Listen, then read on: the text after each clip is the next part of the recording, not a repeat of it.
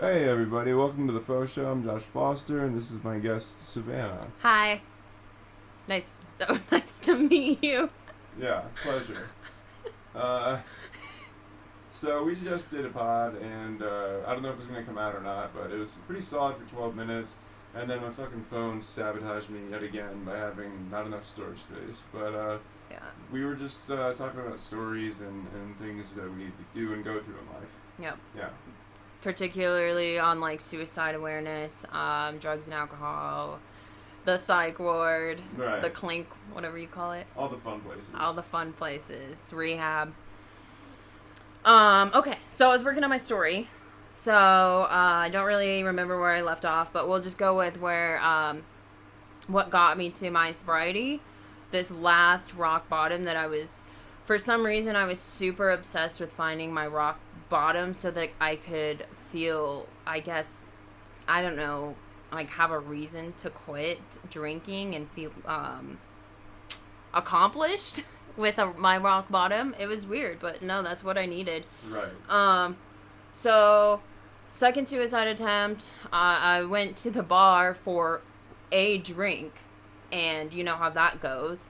That it didn't happen. I had another drink and then was offered Coke, and just, you know how that goes. So basically, got in trouble with an ex-boyfriend because I stayed out all night. I was on a bender. Didn't want to deal with my consequences. I was just super unhappy, and I didn't even realize just how unhappy I was. So I took a bottle of Benadryl, and Benadryl actually makes you trip. So Yes, it does. it does, and I didn't know that. And at the time, I was just trying to not deal with my reality and my consequences. So my mom came over, took me to the hospital, and when I finally came to, she was asking me if I knew who she was. She was pulling down her mask and saying, like, do you know who I am? And in my mind, I was like, yeah, I know who this person is, but I couldn't get words out. I couldn't get that thought in my head, like, that's my mom, you know?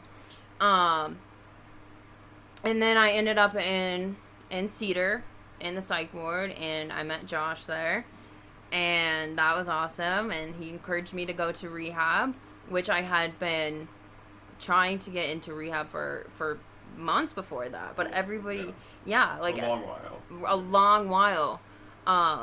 Everybody was turning me down because of my insurance, or like they weren't taking people because of COVID, this and that. So I'm like, well, then this is hopeless. Like I'm not gonna get any help. I'm not gonna be able to do this ever. Because at that point in time, I was realizing I couldn't do it alone.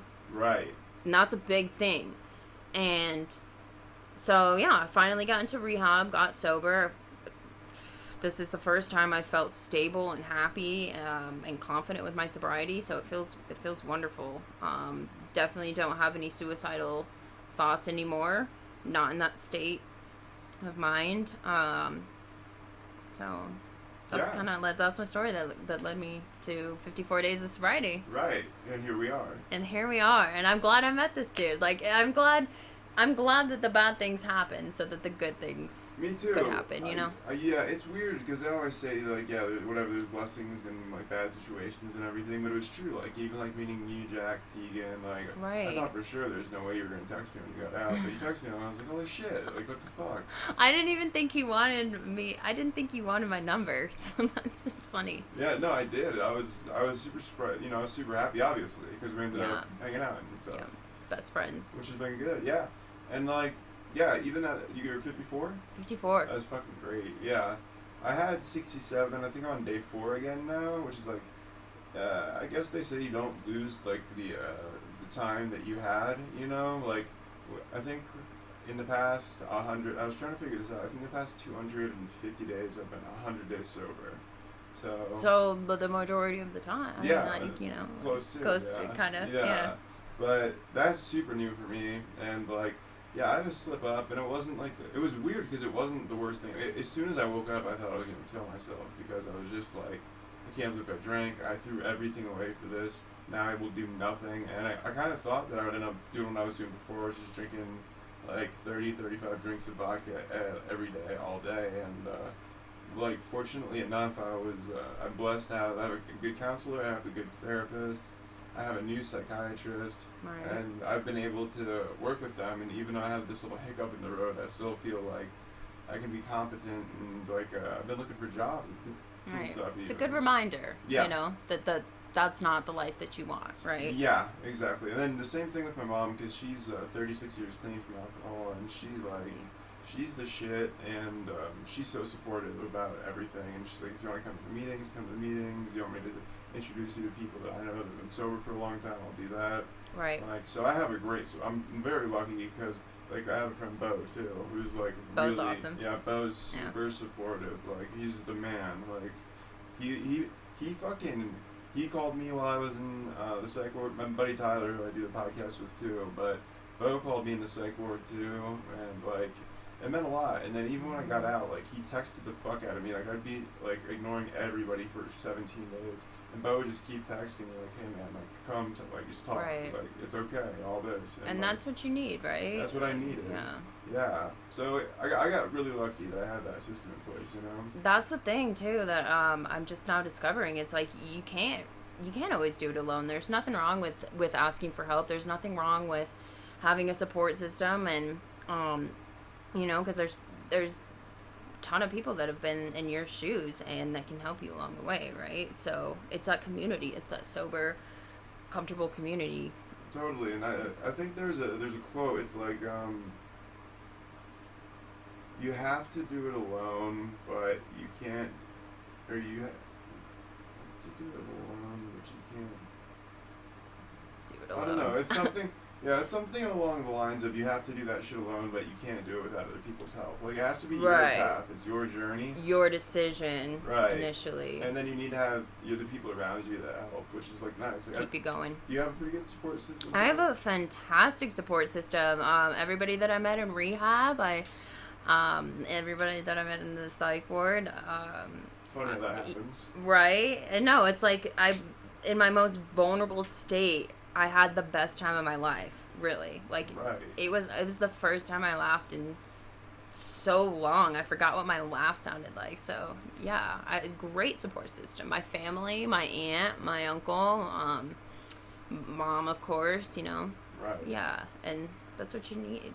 Yeah, it's Friends. true. Yeah, whatever the quote is, you can't. We gotta look that up. You can't do it alone, but you have to do it together. Whatever the fuck. I think I think I know what you're talking about. I It's feel like something I've heard it. Yeah. It's something like that, though. It just means that you have to do. I mean, it's your journey. It's your sobriety. You have to do that shit alone. You can't do it alone, or you have to do it alone. But I don't know what the you phrase do is. it alone, but I don't you know don't what do the it phrase is. alone. Yeah, you do it alone, but you need the help of people. Right. Yeah. You need the connection.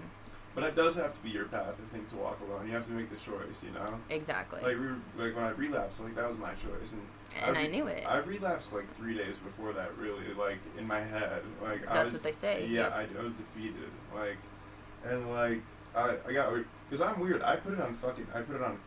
I put my upside down relapse on Facebook. I saw it. Yeah. I thought it was hilarious. I just wanted to document it, and then like I called my mom before I drank, and I also texted my counselor in there, but. You texted me.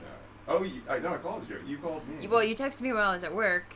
Because I knew you were going to relapse. I did, eventually. You know, like, I've been Right. trying to help. And then I'm like, well, you know, I can just give, like, my opinion. And that's why I still stayed being your friend. Like, Right. No, and that call was cool with you, because you were like, you motherfucker. I know, I knew it. I was like, you're drunk, aren't you? And I was like, yeah. Like, yeah. Yeah, Yeah. but, you know, and it's interesting, because, like, the last time that because I only relapsed one other time after 37 days of sobriety, and I went hard back to drinking. Right. Yeah, immediately drinking 25 drinks of vodka, you know, just fucking Been there. hard. Yeah. Not great, you know, but, like, that was, like, my first and only, well, not my first and only, that was my first relapse, and, like, before that, it was 3 years of drinking all day, every day. Right. So and that's big progress. Even though like you relapsed, it, like you said, it's just a little hiccup. And Well, that's what it seems. because I thought it was gonna be the end of the fucking world. I thought the sky was gonna fall if I drank, but like, it didn't. no. I mean, but hey, but we're not advocating to any relapse, right? Like, No. if it happens, it happens. No. It's not the end of the world. But. That's the thing. No, don't relapse. If you're out there and you have problems with drugs and alcohol, don't try. Do your best to not relapse. Right. But if you do, don't fucking beat yourself to death over it. Reach out. Don't go ghost. Yes, for sure. Because I'm lucky now. Because that's the last time what happened is I just went. Bo was texting me and shit for like 7 days straight. Just didn't talk to anybody. Yeah. I was just drinking because I was like so much guilt and shame. But like, it's okay. There's people out there that'll stand by your side and like help you, and it's amazing. Right. Yeah. Right. Yes.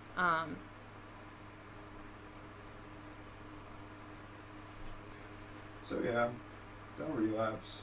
It's part of the process, honestly. Don't smoke. Don't Juul. Juul's gay. I know. Don't. Smoke I only cigarettes. do this when I come over. Yeah, that's fair. And it's because it's blue. It tastes amazing. It really does. It's not bad. Let's see what else. Shoot some thoughts. Yeah, what were we going? Relapsing. Yeah. Well, and like the thing with suicide too. Like, I was telling him I've had quite a few people that I don't even know message me, and people that I do know, and just reaching out, and I feel like I've been a great supporter for them. So that's one thing I gotta say. Like, just reach out. You're going through a hard time. There's other people that are going through that or that have been through that. So totally. Totally. Yeah, right. I think that's a golden rule. Right. And I read some of the comments on Facebook and whatnot, and like they wanted to talk about trauma. So I think trauma is a good topic because yes. I have a different type of trauma than like normal people. Like I had my dad who like beat me occasionally, but like mostly what I abused was he was an opioid addict, so he would like fall asleep drooling on me and like leave me in a record store for 6 hours and shit, and like I didn't know if that was trauma or not until I talked to my counselor, and they were like, yeah. Like, yeah. But, like, it's interesting because, like, all this shit, I was talking, I think, to Tyler recently, and all this shit that happens, it was my Uncle David, that happens when you're young, like, it just, like, it manifests in adulthood. Like, it sticks drinking. with you. Yeah. Mm-hmm. Like, these things, like your low self-esteem, things like that, you feel like you didn't get enough love. Right. Whatever it is that you get, like, right. It can all be very traumatic. Teased. Yeah. And I think, yeah, for sure, getting bullied, and yeah, like, I just think trauma is such a powerful thing, and it sucks, because everybody has trauma in one way or another, but, like, some people's it seems to manifest in alcoholism, drug addiction, and right. just fucking suicide. I mean, people are and not everybody reacts that way, though, too, so it's like, it does something to your brain. I don't know what it does, but that's what it's got to be, right? Like, it affects your brain when you're young, so then when you're older, I guess that's just how you cope with it. Yeah, and it carries over, and that's what, like I was saying, like, it manifests in weird ways. Like, right. I don't even know what it is. I think it probably can manifest in, like, sexual ways. It can totally. Yeah. Yes. It can manifest in, like, physical violence, as an adult towards your kids, because you were because that's, like, the whole thing, I think. That's how you were raised. I can't remember what it is, but I think it's kids that are, like, beaten. I think they say it's like a 50% chance that they'll grow up and beat their kids, but I think it might be less. Well, going based off that, I don't really know the statistics with that, but there's a saying, it's like kids hear what their parents say, but they do what their parents do, right? Right. So if you're raised doing that, then you're going to think that that's right, and you're going to carry that on to your kids. Right. So, yeah, unless you're an anomaly and you can kind of escape that, which there are right. people that like break the cycle. Right. Well, and that goes with addicts and alcoholics too, right? Like people that were raised in that type of household that either do become addicts and alcoholics or they don't. And I find that really interesting, honestly. I agree, and I found out that because I always hated my dad. Like I loved my dad because he was my dad. Didn't like him. Didn't treat my mom well. Like, we had a lot of problems, and, like, the trauma, like, I started stealing his pills when I was, like, 16, I think I've talked about this before, and, like,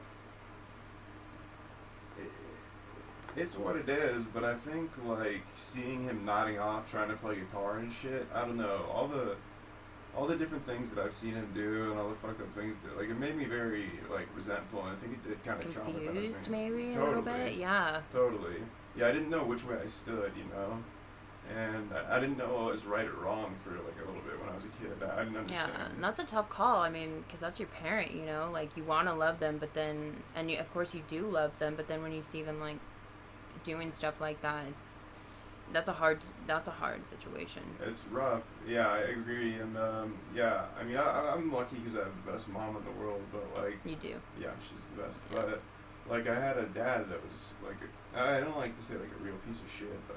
kind of was like lost, you know, yeah. But yeah, he was just maybe. He was so talented. Like, he could paint and all those. Like, he is like an artist and all that shit. I found out he did heroin when he was my age. When I was 18, he was doing heroin too. I found that out last year when I was at a wedding. My dad's been dead for 5 years, but like he died of cirrhosis and all this. And like my thing that scares the shit out of me is I notice myself becoming more like my dad every year. But, like, right now, I'm working on countering that, and it seems to be going okay. So you're realizing it, right? Which is the first step, right? Right, and that's because it's just out of fear. I'm terrified of being like my dad.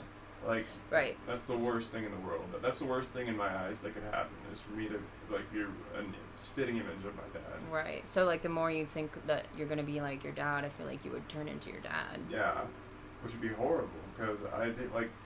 My dad loved me. Both of my parents loved me. They didn't go through the divorce. I grew up... until I was 12, we grew up almost middle class. And then after that, I was on food stamps, free lunch. But we always had a nice house because my grandma bought us a condo, which was fucking great, you know? But it was...